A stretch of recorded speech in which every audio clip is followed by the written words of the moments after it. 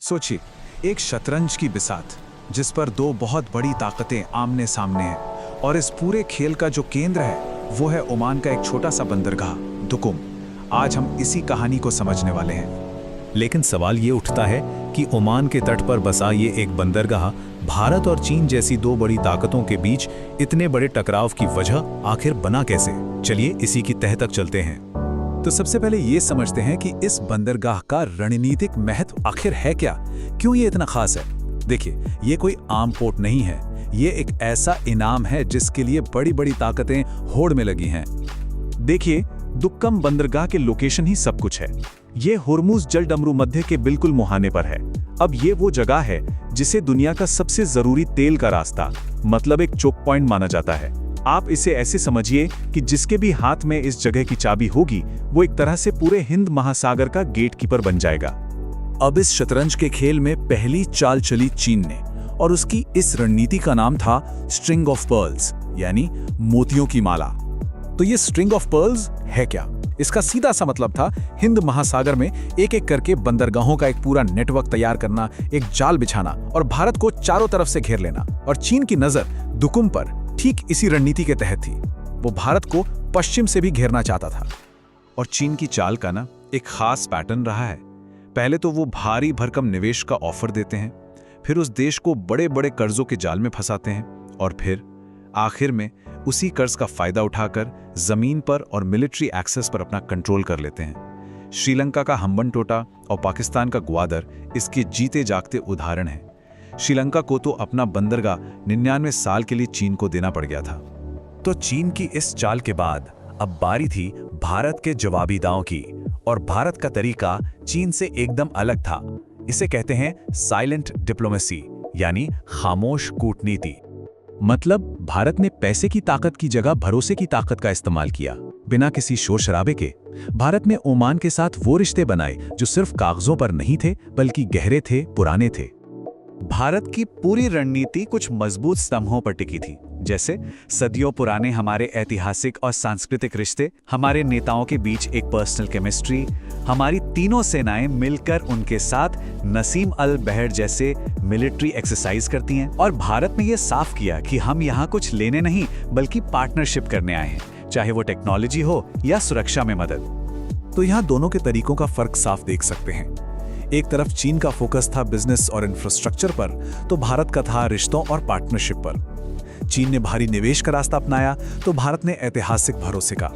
चीन का लक्ष्य था एक नेवल बेस हासिल करना, जबकि भारत चाहता था एक स्ट्रेटेजिक एक्सेस। तो इस कूटनीति के शतरंज के बिसात पर आखिर हुआ क्या, नतीजा क्या निकला? चलिए देखते हैं।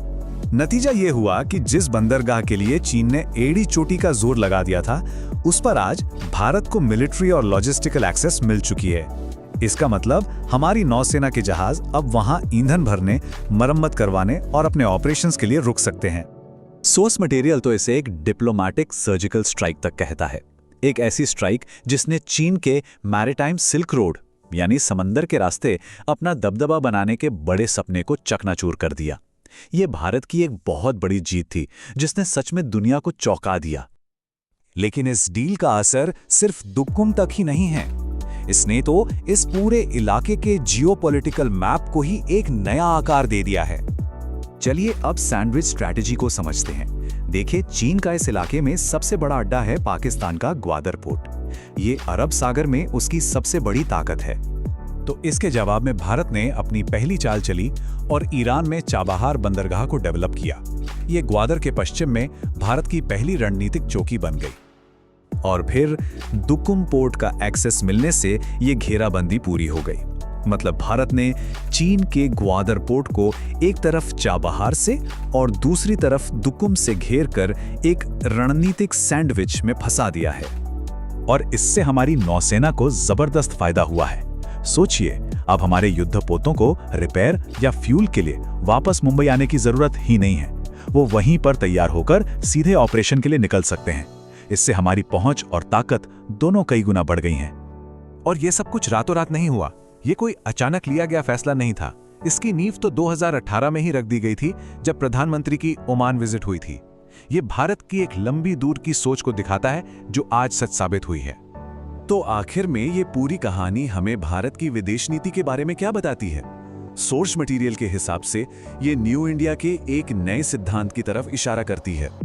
सबसे बड़ी और जरूरी बात यह है कि यह भारत की विदेश नीति में एक बहुत बड़े बदलाव का संकेत है। पहले की रक्षात्मक नीति से हटकर अब एक आक्रामक नीति की तरफ कि भारत अब अपने हितों की रक्षा के लिए अपने घर से बाहर निकलकर भी खेलने को तैयार है। और इसका नतीजा ये है कि दुनिया भी अब भारत को एक ग्लोबल सिक्योरिटी प्रोवाइडर की तरह देखने लगी है। मतलब एक ऐसी ताकत जो अपने इलाके में स्थिरता और संतुलन बनाए रखने की जिम्मेदारी उठा सकती है और चीन जैसी महाशक्ति को बैलेंस कर सकती है। तो आखिर में एक बड़ा सवाल ये उठता है कि क्या ये कहानी एक नया ब्लूप्रिंट है, एक नया तरीका है कि कैसे दुनिया की दूसरी ताकतें किसी सुपर पावर के प्रभाव का मुकाबला कर सकती हैं? पैसे की ताकत से नहीं, बल्कि भरोसे और रिश्तों की बुनियाद पर। ये एक सोचने वाली बात है।